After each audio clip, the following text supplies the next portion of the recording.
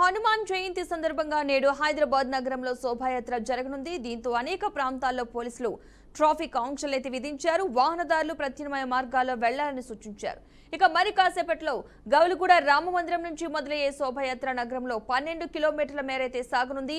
రాత్రి 8 గంటలకు తాడ్బండ్ ఆంజనేయ స్వామి ఆలయానికి చేరడంతో ముగుస్తోంది. శోభాయాత్రను పురస్కరించుకుని 3 కమిషనరేట్లలో పోలీసులు భారీ బందోబస్తునైతే ఏర్పాటు చేశారు. దారి పొడవునా సుమారు 20,000 మంది పోలీసులతో పటిష్ట నిఘా ఏర్పాటు చేశారు. సీసీ కెమెరాలు, డ్రోన్లతో యాత్ర సాగుతున్న తీరును ఉన్నతాధికారులు పర్యవేక్షించనున్నారు.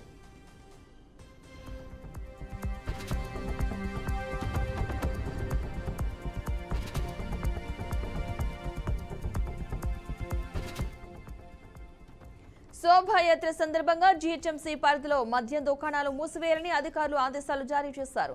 ఇక శనివారం ఉదయం నుంచి ఆదివారం ఉదయం 6 గంటల వరకు దుకాణాలు మూసివేయాలని పోలీసులు సూచించారు. మద్యం విక్రయించే వారిపై కఠిన చర్యలు తీసుకోవాలని అధికారులు ఆదేశించారు.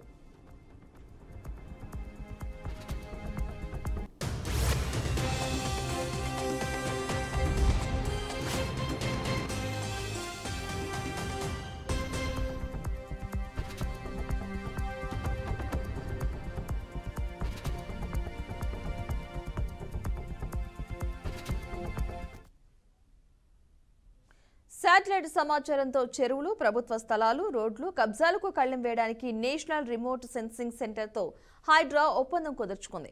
ఒప్పంద పత్రాలపై హైడ్రా కమిషనర్ ఏవి రంగనాథ్, ఎన్ఆర్ఎస్సీ డైరెక్టర్ ప్రకాష్ చౌహాన్ సంతకాలు చేశారు. ఓఆర్ఆర్ పరిధిలో భూముల వివరాలు అందరికీ అందుబాటులోకి తీసుకురావడానికి హైడ్రా కసరత్తు ప్రారంభించిందని రంగనాథ్ చెప్పారు.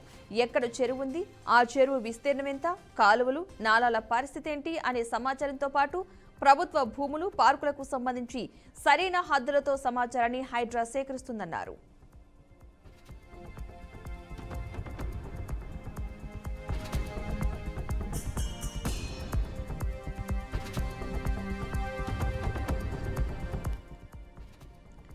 ప్రభుత్వ ప్రజా అవసరాలకు ఉద్దేశించిన భూముల వివరాలతో పాటు చెరువుల హద్దులు అందుబాటులో ఉంటే ఆక్రమణలకు ఆస్కారం లేకుండా ఉంటుందని హైడ్రా కమిషనర్ రంగనాథ్ తెలిపారు. చెరువుల ఎఫ్టీఎల్, బఫర్ జోన్లకు సంబంధించి హద్దుల విషయంలో ఎలాంటి అపోహలకు ఆస్కారం లేకుండా సరైన సమాచారం అందించడమే హైడ్రా ముందున్న లక్ష్యమని అన్నారు. 1970వ సంవత్సరంలో సర్వే ఆఫ్ ఇండియా సర్వే చేసిన టోపో షీట్లు, కెడెస్ట్రియల్ మ్యాప్స్, రెవెన్యూ అధికారులు రెవెన్యూ రికార్డులు, చెరువులకు సంబంధించిన సమాచారంతో పాటు ఎన్ఆర్ఎస్సీ శాటిలైట్ ఇమేజ్లతో సమగ్ర సమాచారం అందుబాటులోకి తీసుకురావడమే హైడ్రా లక్ష్యంగా పేర్కొన్నారు.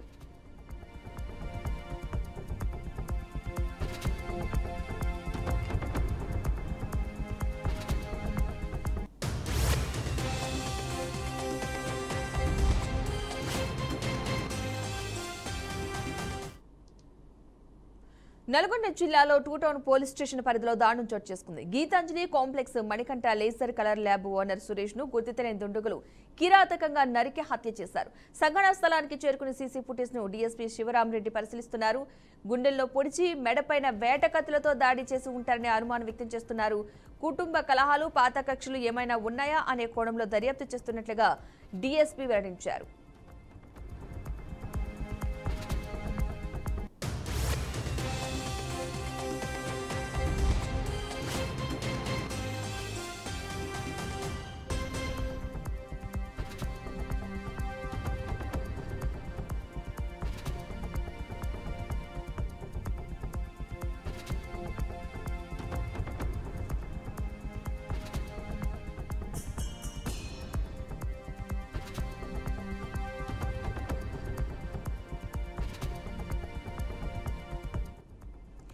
ఇక ఈ ఘటనకు సంబంధించిన పూర్తి సమాచారాన్ని మా ప్రతినిధి శ్రీనివాస్ అందిస్తారు. శ్రీనివాస్, చెప్పండి.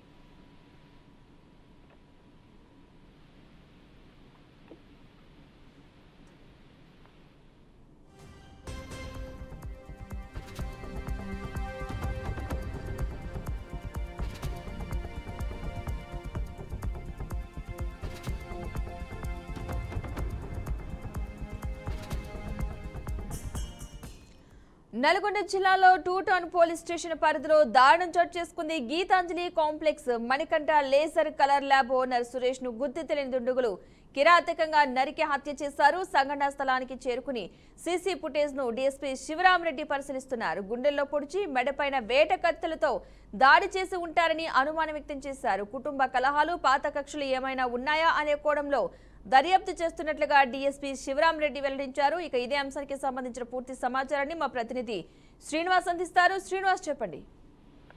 Good morning Padma. ఒక్కసారిగా నల్గొండ జిల్లా కేంద్రంలోని 2 టౌన్ పోలీస్ స్టేషన్ కూతవేట దూరంలో ఉన్నటువంటి అంజలి అపార్ట్మెంట్ లోని ల్యాబ్ మెయింటైన్ చేస్తున్నటువంటి గద్దపాటి సురేష్ నగరకల్ చెందినటువంటి వ్యక్తి దారుణంగా హత్యకు గురైనటువంటి పరిస్థితి. రాత్రి 11 ప్రాంతాలలో తన ల్యాబ్ లోని రోజువారీగా విధులు నిర్వహించుకొని వెళ్లిపోతున్న క్రమంలోని గుర్తు తెలియని దుండగులు వచ్చి వేటకొల్వలతో మెడపై పుట్టి హత్య చేయడం జరిగింది. ఈ విషయానికి సంబంధించి పోలీసులు సంఘటన స్థలానికి చేరుకున్న క్రమంలో కూడా నల్గొండ డిఎస్పీ కూడా సంఘటన స్థలానికి చేరుకున్నారు. దీనికి సంబంధించి కేసు నమోదు చేసుకొని దర్యాప్తు చేస్తున్నటువంటి పరిస్థితి. ప్రధానంగా చూసుకున్నట్లయితే గత కొంతకాలంగా నగరకల్ ప్రాంతానికి చెందినటువంటి సురేష్ ఇక్కడ ల్యాబ్ నిర్వహిస్తున్నారు. దీనికి సంబంధించి గతంలో కూడా కుటుంబ సలహాలతో ఎలాంటి విభేదాలు లేవనేది కూడా బయట వాళ్ళు చెప్తున్నారు. ప్రధానంగా రోజువారీగా 10-11 వరకు ఉండి షాపు బంద్ చేసిపోయే క్రమంలోనే రాత్రి అదే సమయంలోని గుర్తు తెలియని దుండగులు ఒక ముగ్గురు వచ్చి ఏటకొడవలతో తన గొంతుపై నరికి హత్య చేసినట్లు కూడా పోలీసులు ధృవీకరించారు. దీనికి సంబంధించి ఎవరైతే గుర్తు తెలియని వ్యక్తులు ఉంటారా లేకపోతే కుటుంబ కలహాలు ఏదన్నా ఉన్నదా అనేది పోలీసులు దర్యాప్తు చేస్తున్నారు. పోలీసులు ప్రధానంగా చెప్పే విషయం ఏంటంటే గతంలో కూడా ఎక్కడ ఎవరితో కాంట్రవర్సల్ లేని వ్యక్తిగా ఉన్నటువంటి సురేష్ ఇప్పుడు ఒకటేసారి హత్య గావించడం ఇది సంచలనమైనటువంటి పరిస్థితి ఉన్నదని పోలీసులు చెప్తున్నారు. ఈ ఘటన మాత్రము కూతవేటు దూరంలో 2 town police station Nalgonda 2 town police station కూతవేటు దూరంలో ఉన్నది. ఇది అంజలి అపార్ట్మెంట్ కు సంబంధించినటువంటి ఫస్ట్ ఫ్లోర్ లో ఉన్నటువంటి ల్యాబ్ లో ఇతను 10 సంవత్సరాలుగా ఇక్కడ ల్యాబ్ నిర్వహణ చేస్తున్నాడు. దీనికి సంబంధించినటువంటి ల్యాబ్ నిర్వహణ అనంతరం తిరిగి రోజువారీగా వెళ్లే కార్యక్రమంలో భాగంగానే రాత్రి 10:30-11 ప్రాంతాల హత్య జరిగినట్లు పోలీసులు నిర్ధారించారు. దీనికి సంబంధించినటువంటి దుండగులు ఎవరు అనేది ఇంకా తెలవటం లేదు. దీనికి సంబంధించి ఇప్పుడే దర్యాప్తు చేస్తున్నారు. డాగ్ స్టార్ తో పాటు అక్కడ ఉన్నటువంటి పూర్తిగా సీసీ ఫుట్వేర్ ను కూడా తీసుకొని ఎవరైతే హత్యకు చేశారో వాటిని వదిలేయలేదంటూ పోలీసులు కూడా చెప్తున్నటువంటి పరిస్థితి. కుటుంబ సభ్యులు మాత్రము ఎవరితో తగాదాలు లేవు, దీనికి సంబంధించినటువంటి విషయాలలో ఎవరితో పెద్ద ఎత్తున వివాదం ఉన్నట్టు వ్యక్తి కాదు, అది ఎవరు చంపారు అనేది ఒక హిస్టరీగా మారిందనేది కూడా కుటుంబ సభ్యులు ఆవేదన వ్యక్తం చేస్తున్నారు. ఏది ఏమైనప్పటికీ పోలీసులు ఆ సీసీ ఫుట్వేర్ తీసుకొని ఆ దర్యాప్తు అయితే కొనసాగిస్తున్నారు. Padma. Right, thank you Srinivas.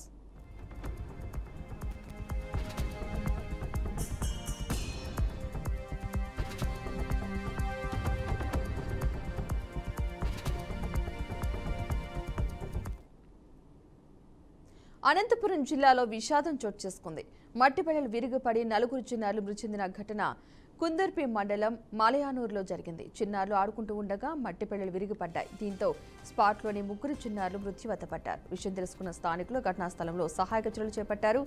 గాయపడిన మరో చిన్నారి ఆసుపత్రికి తరలిస్తూ ఉండగా మార్గ మధ్యలో మృతి చెందాడు. ఘటనపై పోలీసులు సమాచారం ఇవ్వడంతో సంఘటనా స్థలానికి చేరుకున్నారు. కేసు నమోదు చేసుకున్న పోలీసులు దర్యాప్తు చేపట్టారు.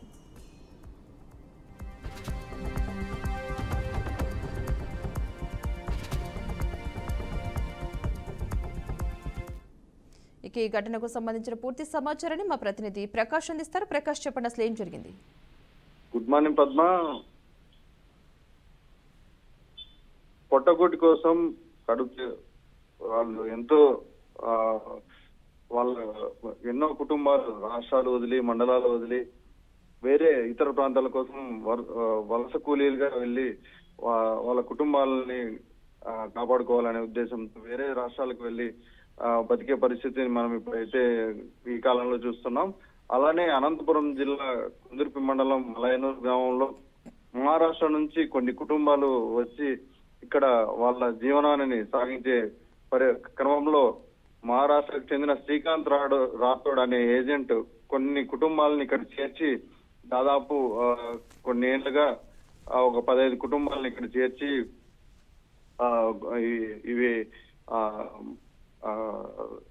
బొగ్గులని కాల్చుకొని వాళ్ళ జీవనాలు సాగించే పరిస్థితి ఇక్కడ కనబడుతుంది. ఈ క్రమంలోనే అక్కడ ఉన్న కొన్ని కుటుంబాలకు సంబంధించిన కొంతమంది పిల్లలు అక్కడ దగ్గరలో ఉన్నటువంటి ఇసుక దిన్నెల దగ్గరికి వెళ్లి ఒకే కుటుంబానికి చెందిన ఒక 4 పిల్లలు వెళ్లి ఆడుకోనే పరిస్థితి అయితే జరిగింది. అక్కడ ఉన్నట్టుండి అకస్మాత్తుగా ఇసుక దిన్నెలు దారి పిల్లల మీద పడడంతో అక్కడికక్కడే 3 పిల్లలు ఒకే కుటుంబానికి చెందిన 3 పిల్లలు చనిపోవడం జరిగింది.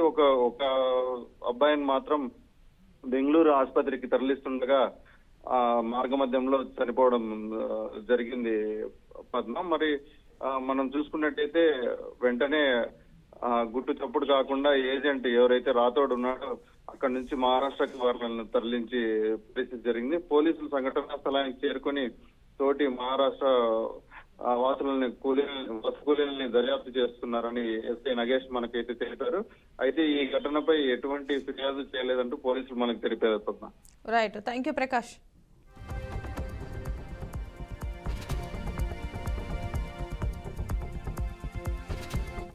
అన్నమయ్య జిల్లా చిట్వేలి మండలం ఎం రాజపల్లిలో విషాదం చోటు చేసుకుంది.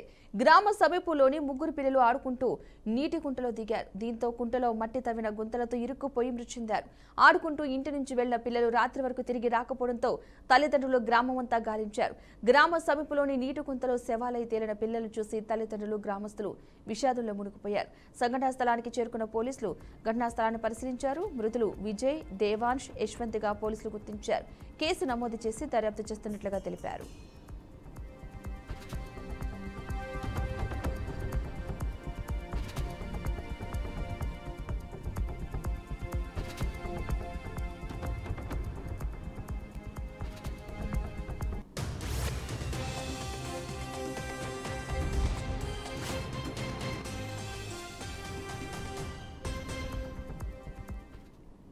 ఇదే అంశానికి సంబంధించిన పూర్తి సమాచారాన్ని మా ప్రతినిధి పున్నయ్య అందిస్తారు. పున్నయ్య, చెప్పండి.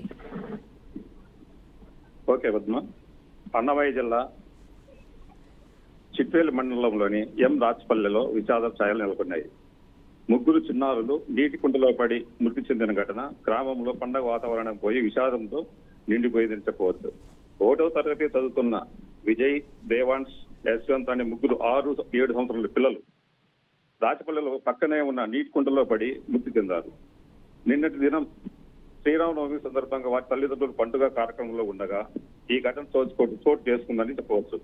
పిల్లలు ఇక్కడే ఎక్కడో చోట ఆడుకుంటూ ఉంటారని అనుకున్న తల్లిదండ్రులకు ఎంతసేపటికి పిల్లలు కనిపించకపోవడంతో వెతకడం మొదలుపెట్టారు. ఈ నేపథ్యంలో పిల్లలు నీటి కుంటలో తేలేటూ కనిపించారు. వారిని హుటాహుటిన ప్రభుత్వ ఆసుపత్రికి తరలించగా అప్పటికే పిల్లలు మృత్యువాత పడ్డారని వైద్యులు నిర్ధారించడంతో వారిని గ్రామంకి తీసుకొచ్చారు. ఈ ఘటనపై గ్రామం అంతా విషాద ఛాయలు నెలకొన్నాయి. ఈ ఘటనపై చిట్వేల్ పోలీసులు కేసు నమోదు చేసి దర్యాప్తు చేస్తున్నారు. Padma. Right, thank you Punnaiah.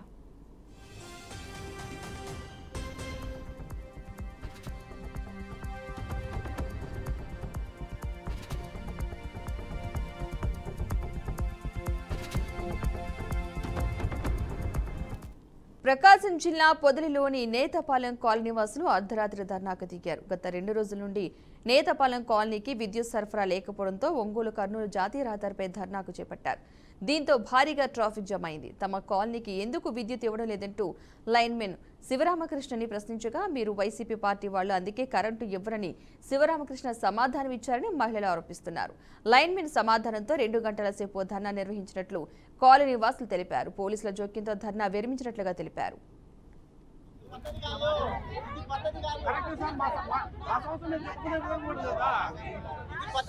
Sir అది కాదు, కనీసం మనుషుల్లాగా కూడా పరిగణించడం మమ్మల్ని, మనుషుల్లాగా కూడా పరిగణించడం. నేతపాలెం అంటే ఎంత ఎంత హీన స్థితికి జారిందో తెలుసా మీకు? ఇలా చేస్తేనే అవుతుందని మా నమ్మకం సార్. ఇలా చేస్తుందనే అవుతుంది, ఇలా చేస్తుందనే అవుతుంది, అంతే. దానికి రోడ్డు ఎక్కడ మరి సమస్య పరిష్కారం కాదు. రోడ్డు ఎక్కడ ఇన్ని రోజులు చూసాం సార్, ఇన్ని రోజులు చూసాం. అక్కడికి ఎక్కడికి ఎక్కడికి సార్? కరెంట్ డిపార్ట్మెంట్ వాళ్ళు కంప్లైంట్ ఇవ్వండి. లేదు, అంతా అయిపోయింది సార్, అన్ని చేసాం సార్, అన్ని చేసాం. మమ్మల్ని మనుషుల్లా కూడా పరిగణించగల అసలు పెట్టండి, ఇబ్బంది ఏం లేదు. మాట్లాడతారు ఏ గారితో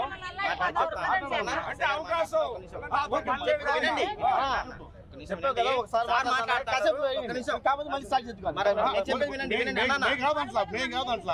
నిన్నటి నుంచి నీళ్లు లేవు తాగ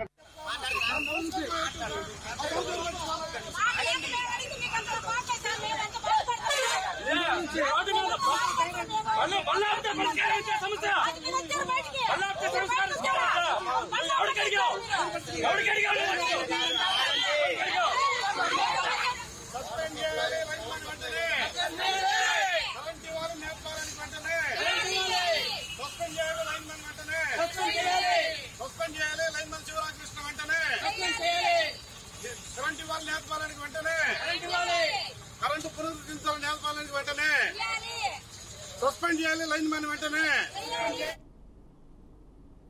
వికారాబాద్ జిల్లా పరిగి మండలం నస్కల్ గ్రామంలో ఈదమ్మ తల్లి జాతర ఉత్సవాలు ఘనంగా నిర్వహించారు. ఈ కార్యక్రమానికి ముఖ్య అతిథిగా ఎమ్మెల్యే రామ్మోహన్ రెడ్డి హాజరై ప్రత్యేక పూజలు చేశారు. ఎమ్మెల్యేకు గ్రామస్తులు స్వాగతం పలికి సాల్వతో ఘనంగా సత్కరించారు. అమ్మవారి ఆశీస్సులతో నియోజకవర్గ ప్రజలు సుఖ సంతోషాలతో ఉండాలని ఎమ్మెల్యే కోరుకున్నారు.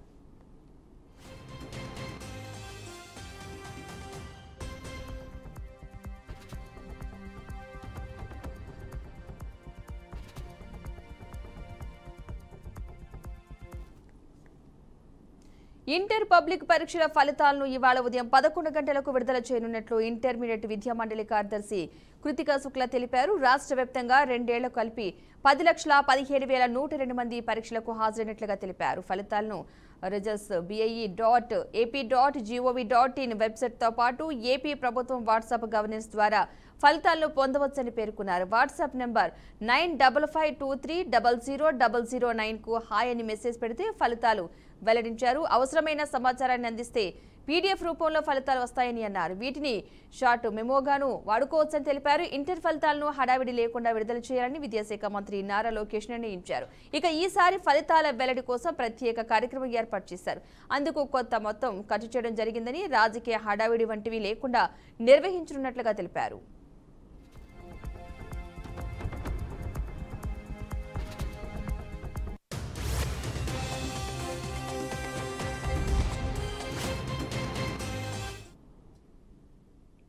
ఇక ఇవే bulletin updates. Keep watching BRK news Telugu సత్తా.